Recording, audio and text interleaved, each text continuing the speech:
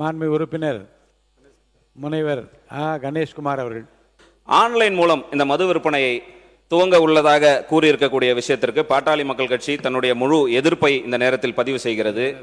இந்திய அரசியலமைப்பு சட்டம் ஆர்டிகல் 47 படி உணவு மருந்து மாண்புமிகு அமைச்சர் அது கூட தவறான புரிதல் தான். நேற்று இது சம்பந்தமா இதுக்கான விளக்கமாகவும் செய்தியாளர்கள் மத்தியில் பேசியிருந்தோம். ஆன்லைன் மூலமா இதுக்கு முன்னாடி இது மானிய கோரிக்கையில் சொல்லலான் இருந்தோம். மாண்புமிகு உறுப்பினர் கேட்டதுனால இதை சொல்றோம். இந்த 10 ரூபா ஒரு பாட்டிலுக்கு அதிகமாக வாங்குறாங்க அப்படிங்கிற பிரச்சனைகள் தொடர்ந்து இருந்துகிட்டே இருக்கு.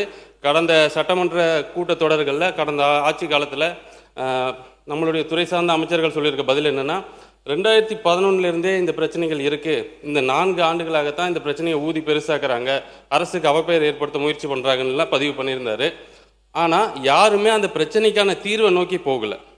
இந்த தமிழக வெற்றி கழக ஆட்சி மாண்புமிகு தமிழக முதலமைச்சர் என்ன சொல்லியிருந்தாருன்னா, இந்த பிரச்சனைக்கான ஏன் இது இந்த நடந்துட்டே இருக்கு அப்படிங்கிறத தேடி எடுக்கும்போது சில தொழிலாளர்களுடைய அவங்களோட பிரச்சனைகள் இருந்துச்சு, அதை சரி பண்றதுக்கு முயற்சி பண்ணிட்டு இருக்கோம்.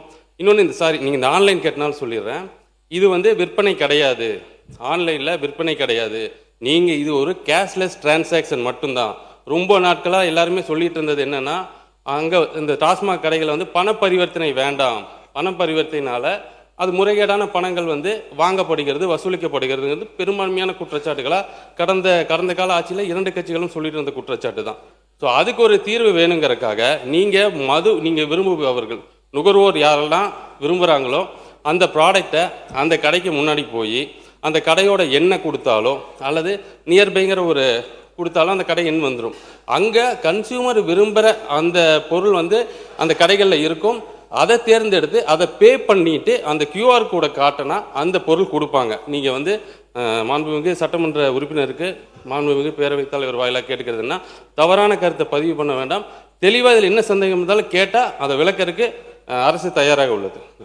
மாண்புமிகு உறுப்பினர் மாண்புமிகு பேரவைத் தலைவர் அவர்களே, நான் தவறான கருத்தை பதிவு செய்யவில்லை. மாண்புமிகு அமைச்சர் சொல்வது போல கேஷ்லெஸ் டிரான்சாக்ஷன் என்பதற்கு ஜிபே கார்டு மூலமாக டாப்பிங் சிஸ்டம் எல்லாம் ஆல்ரெடி நடைமுறையில் தான் இருந்து கொண்டு இருக்கிறது. நான் சொல்ல வேண்டியது என்னவென்று சொன்னால், நீங்கள் உங்கள் கொள்கை தலைவராக வைத்திருக்கக்கூடிய பேரறிஞர் அண்ணா அவர்கள் இதை மதுவை வருமானம் வரக்கூடிய ஒரு பொருளாக பார்க்கக்கூடாது. மதுவினால் வருகின்ற வருமானம் குஷ்டரோகி கையில் இருக்கின்ற வெண்ணெய்க்கு சமம் என்று பேரறிஞர் அண்ணா சொன்ன வார்த்தைகளை இங்கே நினைவு கூறுகின்ற அதே வேளையில் இந்திய அரசியலமைப்பு சட்டம் ஆர்டிகல் 47 படி மது என்பது எந்தவித காரணத்திற்காகவும் ஒரு அரசாங்கம் முன்னெடுக்க கூடாது. அதையும் தாண்டி மருந்து உபயோகத்திற்கு தவிர அதை ஊக்குவிக்கின்ற வேலைகளை செய்யக்கூடாதுன்னு அரசியலமைப்பு சட்டம் நமக்கு சொல்லுது. அப்படி அரசியலமைப்பு சட்டம் இருக்கும் பொழுது நான் ஒருங்குமுறைப்படுத்துகின்றேன், இந்த சரி செய்கின்றேன். மதுவினால் வரக்கூடிய வருமானத்தை 5000 கோடி நாங்கள் பெருக்குகிறோம் என்று சொல்லக்கூடிய விஷயங்கள் என்பது இந்த தமிழ்நாடு அரசிற்கும் இந்திய அரசியலமைப்பு சட்டத்திற்கும் எதிராக அமைந்திருக்கிறது என்பதுதான் என்னுடைய கருத்து. மது விற்பனையை குறைப்பதற்கான நடவடிக்கை இந்த அரசு மேற்கொள்ள வேண்டுமே தவிர அவர்களுடைய அந்த அமைச்சர் இந்த மது கடைகள் மது சம்பந்தமான கொள்கைகள் இதை மானிய கோரிக்கைகளில் ரொம்ப டீட்டெயில்டாக பேசலாம் அப்படின்னு தான் இருந்தேன். ஸோ மரியாதைக்குரிய மாண்புமிகு சட்டமன்ற உறுப்பினர் கேட்டுக்கொண்டு வந்திருக்கேனுங்க. கடந்த கால ஆட்சிகளில் என்னென்னா பூரண மதுவிலக்கு அமல்படுத்தப்படும் அப்படின்னு சொன்னாங்க. இந்த பக்கம் இருக்கும்போது நீங்கள் ஏன் அமல்படுத்தலைன்னு கேட்பாங்க, அந்த பக்கம் போகும்போது நீங்கள் ஏன் அமல்படுத்தலைன்னு கேட்பாங்க. இது தொடர்ந்து நடந்துட்டு வந்துட்டு இருந்தது தான். அப்போது கடந்த காலத்தில் அந்த துறை சார்ந்த அமைச்சர் பேசும்போது என்ன சொல்லியிருந்தார் அப்படின்னா, இந்தியா ஃபுல்லா மது விற்பனையை தடை செஞ்சா மட்டும்தான் பூரண மது விலக்குங்கிறது தமிழ்நாட்டில் சாத்தியம் அப்படின்னு சொல்லியிருந்தாங்க. அப்போ இங்க மது விலக்கை கொண்டு வரும்போது பக்கத்து மாநிலங்கள்ல நம்மளோட எல்லையொட்டி இருக்கக்கூடிய மாநிலங்கள்ல அந்த மது இப்பவே கடந்த கால ஆட்சிகளே இல்லிசிட் அராக்குன்னு சொல்லக்கூடிய அந்த பொருட்கள் உள்ள வந்துட்டு இருந்துச்சு. அதை தடுக்கிறதுக்கான நடவடிக்கை எடுக்காம இருந்துச்சு. எங்களுடைய அரசு மதுவை மக்களுக்கு எளிதாக கிடைக்கிற வண்ணம் செய்யக்கூடாது அப்படிங்கிறதுல ரொம்ப தெளிவாக இருக்கும். அதனால தான் இந்த கோயில் பக்கத்தில் இருக்கிறதுல பேருந்து நிலையம் பக்கத்தில் இருக்கிற இடத்துல எல்லாம் நாங்கள் அதை க்ளோஸ் பண்ணிட்டு இருக்கோம்.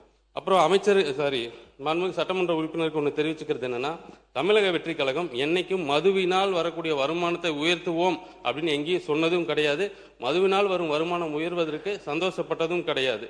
நாங்கள் இப்போவும் அந்த 717 கடைகளை க்ளோஸ் பண்ணதுக்கு அப்புறமும் மரியாதை கூட சட்டமன்ற உறுப்பினர் கேட்டார் எப்படி வருமானம் பெருகுச்சுன்னு. இந்த துறையில் இருக்கிற அந்த ஊழல்களை ஒழிச்சதுனால வருமானம் அதிகமாயிட்டே இருக்கு. இன்னமும் அதிகமான வருமானங்கள் வரும் அப்படிங்கிறதையும் மாண்புமிகு சட்டப்பேரவை தலைவர் வாலியாக தெரிவித்தார்.